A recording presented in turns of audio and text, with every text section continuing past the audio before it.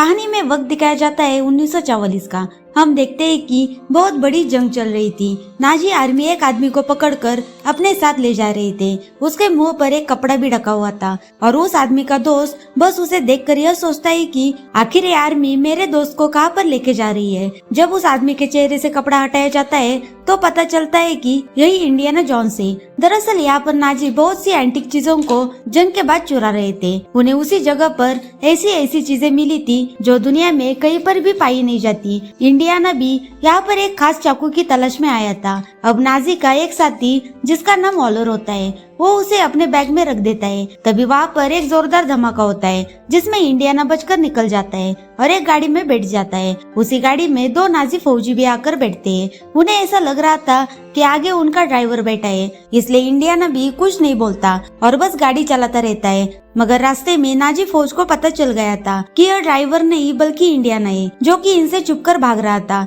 जब उन्हें पता चलता है तो इंडियाना चलती गाड़ी से कूद जाता है और कुछ फौजियों को मारते हुए एक ट्रेन में चढ़ जाता है। उस ट्रेन में दरअसल सारे नाजी फौजी एंटीक चीजों को लेकर जा रहे थे। वो ट्रेन के डब्बे में पहुंच जाता है जहाँ पर कीमती चाकू रखा था। जब वो उसे देखता है तो उसे पता चलता है कि वह असली नहीं बल्कि नकली था। यह बात नाजी के साथी ऑलर को पहले से ही पता चल गई थी, इसलिए उसने जानबूझकर उसे वहीं पर छोड़ दिया था। ऑलर के हाथ में यहाँ पर बहुत कीमती मशीन लगी थी क्योंकि ये एक साइंटिस्ट ने बनाई थी जिस वजह से वो टाइम ट्रेवल भी कर सकते थे। अब इन सब चीजों को इंडियाना का दोस्त भी देखता है जिसको इन्होंने पकड़ा हुआ था। उधर इंडियाना को बहुत ही कीमती चीजें मिली थी। फिर वो वहाँ से दूसरे डिब्बे में आकर बैठ जाता है ताकि कोई नाजी फौजी उसे पहचान न सके। इंडियाना उधर अपने दोस्त को देखता है जो कुर्सी से बंधा हुआ था, उसे छुड़वा कर अपने साथ ले जाता है। आगे वाले डिब्बे में इंडियाना को ऑलर मिलता है जिसके पास वो डिवाइस थी। वो उसको मार के वो डिवाइस ले लेता है जिससे टाइम ट्रेवल भी हो सकता है।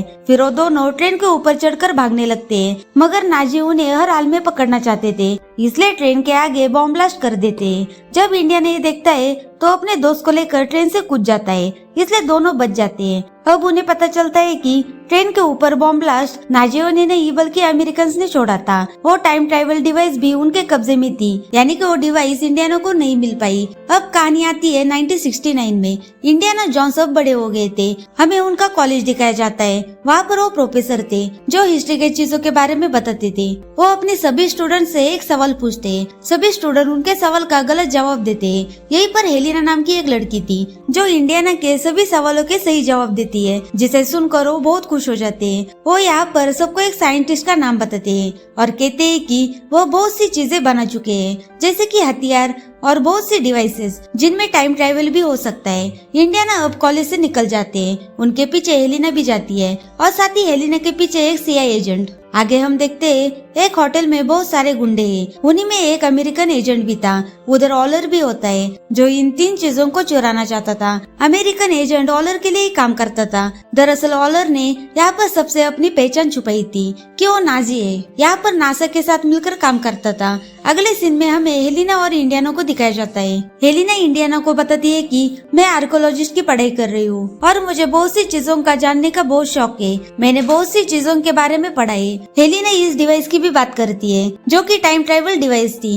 हेलिना कहती है कि मुझे वो डिवाइस ढूंढना है। यह सुनकर इंडियाना थोड़ा मायूस हो जाता है। वो हेलिना को कॉलेज की लाइब्रेरी में लेकर जाता है और वो डिवाइस को निकाल कर हेलिना को दिखाते हैं, क्योंकि अब तक उन्होंने उसे संभाल कर अपने पास रखा था। ये आधा हिस्सा था और आधा हिस्सा उस साइंटिस्ट ने तोड़ दिया था जो उसने बनाया था, क्योंकि वह जानता था कि इसका गलत कामों के लिए भी इस्तेमाल किया जा सकता है और कभी न कभी ये गलत हाथों में जरूर जाएगा। तभी उधर कुछ लोग आ जाते हैं जो कि वो सीआईए एजेंट होते हैं। दरअसल उन्हें पता चल गया था कि इंडियाना के पास टाइम ट्रेवल डिवाइस है। वो उन्हें गन पॉइंट पर लेते हैं। तभी हेलिना वो डिवाइस लेके भाग जाती है। इंडियाना को पकड़कर एक वैन में डाल दिया जाता है और उनसे पूछते हैं कि वो डिवाइस कहाँ पर है। तभी आगे जाकर उनकी वैन रुक जाती है। आगे बहुत ज्यादा भीड़ थी क्योंकि आज के दिन नील आर्मस्ट्रांग चांद पर पहला कदम रखने वाले थे, इसलिए उनकी वैन को रोक दिया जाता है। अब ये सभी इंडियाना को लेकर पैदल जाने का फैसला करते हैं, लेकिन इंडियाना उन्हें चकमा देकर यहाँ से भाग जाते हैं। वो यहाँ से घोड़े पर चढ़कर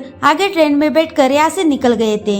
आगे वो अपने दोस्त के पास आ जाते हैं। उनका दोस्त कहता है कि हेलिना एक चोर है, वो एंटीक चीजों को चुरा कर मार्केट में बेच देती है और बहुत वक्त उसने जेल में भी गुजारा है। सारी बातें सुनकर इंडियाना कहता है कि मुझे उसे ढूंढना होगा क्योंकि उसके पास कीमती डिवाइस है। इंडियाना के दोस्त उनका सारा बंदोबस्त कर देते हैं। उन्होंने उनके नकली पासपोर्ट भी बनवाए थे। इंडियाना का दोस्त उन्हें एक कैब देते हैं जो कि बहुत पुरानी थी। वो बताते हैं कि तुम्हारे साथ किया गया हर एडवेंचर मुझे याद है। अगले दिन इंडियाना हेलिना को ढूंढते हुए एक होटल में पहुंच जाते हैं तो हेलिना उस डिवाइस की नीलामी कर रही थी। जब उसे रोकने के लिए आगे बढ़ते तो हेलिना का एक असिस्टेंट उन्हें रोक लेता है जो कि उसका दोस्त भी था। इंडियाना हाथ झटकते हुए आगे बढ़ते हैं। वहीं पर इंडियाना वॉलर को भी देखता है। उन्होंने उसे पहचान लिया था। वो हेलिना को बोलते हैं कि तुम इसकी नीलामी नहीं कर सकती। तभी यहाँ पर लड़ाई हो जाती है। सभी डिवाइस के पीछे पड़े थे। आखिर में वो डिवाइस हेलिना के हाथ में आती है और वो अपने दोस्त की तरफ फेंक देती है। तभी ऑलर उस डिवाइस को छीन कर ले जाता है। इंडियाना और हेलिना दोनों भागते हुए बाहर आते हैं मगर ऑलर वहाँ से जा चुका था। इंडियाना एक ऑटो लेकर उनका पीछा करते हैं मगर वो लोग जा चुके थे। उसके बाद हमें ऑलर को दिखाया जाता है। सीआई एजेंट उसे गुस्से से बोल रही थी कि जानते हो तुम्हारी वजह से न जाने कितने मासूम लोगों की जान चली गई। यानी कि इंडियाना के पीछे जो सीआई एजेंट पड़ी थी वह सभी ऑलर से मिली हुई थी। ऑलर उस एजेंट को मार देता है और यह कहता है कि मैं नाजी था, नाजी हूँ और नाजी रहूंगा। यानी कि अब तक वह यह भी अपनी असली पहचान छुपा कर रह रहा था। दूसरी तरफ इंडियाना अपने दोस्त के पास जाते हैं जिसके पास शिप होती है जो कि सेलर होता है। वो उसे कहते हैं कि मुझे समंदर के अंदर जाना है, इसके लिए मुझे तुम्हारी मदद चाहिए। उनके साथ हेलेना और उसका दोस्त भी होता है। हेलेना इंडियाना से पूछती है कि अगर आपको टाइम में पीछे जाने का मौका मिले तो सबसे पहले आप क्या करेंगे। वो कहते हैं कि अगर मुझे मौका मिला तो सबसे पहले मैं अपने बेटे को बचाऊंगा जो एक हादसे में मर गया था। वो बहुत इमोशनल होकर वहाँ से चले जाते हैं। अगले दिन समंदर में अपना सफर शुरू करते हैं। उन्हें नाजी के शिप को ढूंढना था जो समंदर में डूब गया था। वहाँ पर बहुत से ढांचे पड़े हुए थे जो उन लोगों के थे जो शिप में डूबकर मर गए थे। उन्हें शिप में एक बक्सा मिलता है। वो उसे लेकर ऊपर आने लगते हैं। ऊपर इंडियाना की शिप पर ऑलर के आदमियों ने कब्जा कर लिया था। जैसे ही उस बक्से को लेकर ऊपर आते हैं तो ऑलर उस बक्से को छीन लेता है। उसमें एक बड़ा पत्थर था जिस पर अजीब सा कुछ लिखा हुआ था। तो हेलेना को पढ़ने के लिए बोलते हैं क्योंकि वो आर्कोलॉजिस्ट होती है। पर हेलेना सारी बातें उन्हें गलत बताकर बॉम्ब ब्लास्ट कर देती है। अब इस बात का फायदा उठाकर इंडियाना, हेलेना और उसका दोस्त दूसरी शिप में चले जाते हैं। इंडियाना उस पत्थर को भी अपने साथ लेकर आते हैं। वो देखते हैं कि वो पत्थर बहुत भारी था। तभी वो उसमें आग लगा देते हैं। उन्हें लग रहा था कि शायद उसके अंदर कुछ तो जरूर होगा। जब उसे आग लगाते हैं तो उसमें से गोल्ड की शील्ड निकलती है जिस पर यह लिखा था कि दूसरे डिवाइस का हिस्सा कहाँ पर है। उन्हें एक जगह के बारे में पता चलता है जहाँ पर वो साइंटिस्ट दफन था जिसने टाइम मशीन को बनाया था और दूसरा हिस्सा भी उन्हें वहीं पर मिलना था। अभी तीनों उसी जगह पर निकल जाते हैं। जहाँ पर पहुँचते ही हेलेना के दोस्त को कोई गुंडे पकड़ कर लेके जाते हैं। इंडियाना को उसकी फिक्र हो रही थी और उन लोगों का पीछा भी करने की कोशिश करते हैं मगर वो उन्हें नहीं पकड़ पाते। हेलेना इंडियाना को बताती है कि मेरा दोस्त बहुत चालाक है। वो जानता है कि उसे मुसीबत से कैसे निकलना है। जब ये दोनों वहाँ पर पहुँचते हैं तो वहाँ पर पहले ही ऑलर के आदमी होते हैं। वहाँ पर उन्होंने जहरीली गैस छोड़ी गई थी। इंडियाना और हेलेना आगे बढ़ते हैं। उन्हें जो गोल्ड की शील्ड मिली थी उस पर आगे जाने का रास्ता लिखा हुआ था।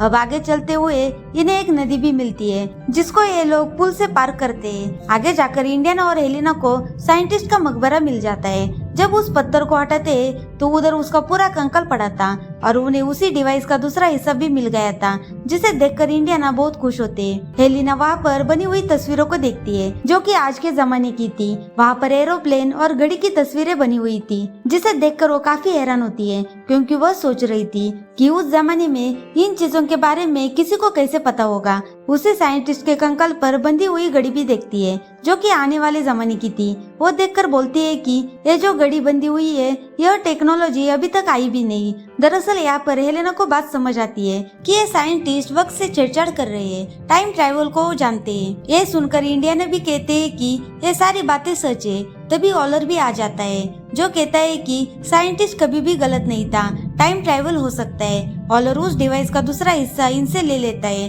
और साइंटिस्ट के हाथ पर घड़ी बंधी हुई थी उसको डिवाइस पर रख देता है तो वह चलने लगी थी।